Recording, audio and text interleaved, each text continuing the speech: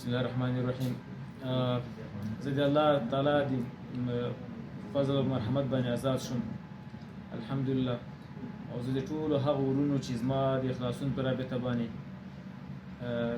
کوم قسم همکاري هم کړې ده، کومک یې کړی دی، حتی که چا دعا هم کړې، زه د هغوی ممنون یم او الله دوی ته اجر ورکړي. خصوصا هغه کسانو چې ډېر زیات په دې رابطه باندې کلونو زحمتونه وګالل، الله یې ټولو هغوی ته اجر ورکړي او زه مشکور یم او مدیون یې هم یم. او انشاءالله ورځ بیا په یو ښه حالت کې سره وګورو ټول انشاءالله.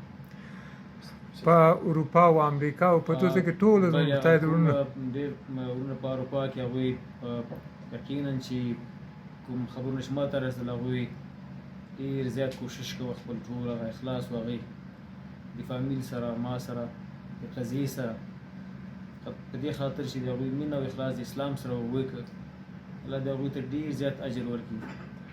او موږ انشاءالله د ژوند تر اخر سلګۍ پورې د دوی د احسان مرهون یو.